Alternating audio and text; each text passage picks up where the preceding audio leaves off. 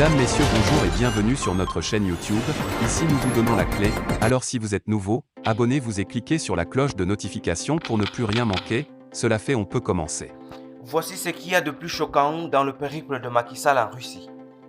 Macky Sall en Russie, évidemment, nous avons eu à nous questionner sur la fierté qu'un dirigeant africain peut éprouver en allant gaiement demander à un pays en guerre les céréales et les intrants pour tout un continent qui n'abrite pas que des animaux, mais aussi des hommes et des femmes, tous autant dotés de mêmes facultés que les Russes et les Ukrainiens.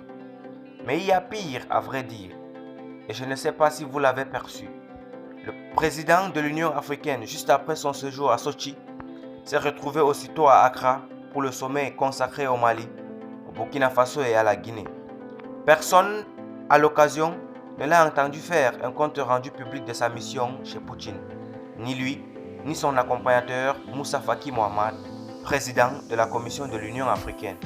Mais curieusement, juste 2 jours après Accra, le président Macky Sall se retrouve à Paris où, tenez-vous bien, de média en média, il subit littéralement une inquisition sur cette mission de Sochi.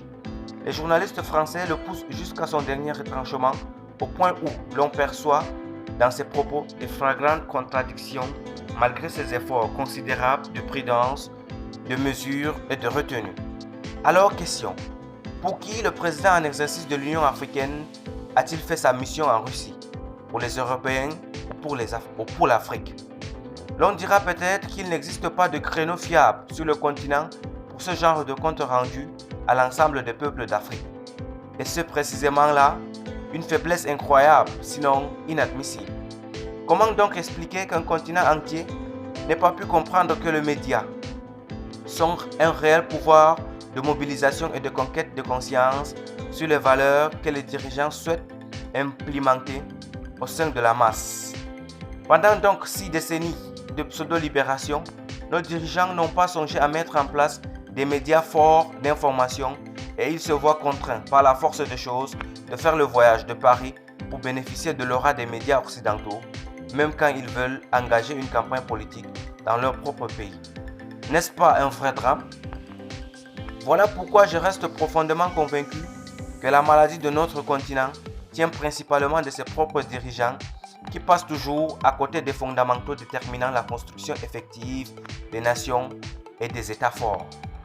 L'information est une puissance denrée intellectuelle qu'un dirigeant visionnaire ne saurait négliger. Ne pas créer de créneaux fiables et viables d'information du peuple, c'est naturellement œuvrer, littéralement, pour sa faillite. Et nous y sommes de plein pied en Afrique. Merci pour votre attention. Si vous êtes nouveau, n'oubliez pas de cliquer sur la cloche de notification et de vous abonner à la chaîne. Merci et à très bientôt pour une autre vidéo.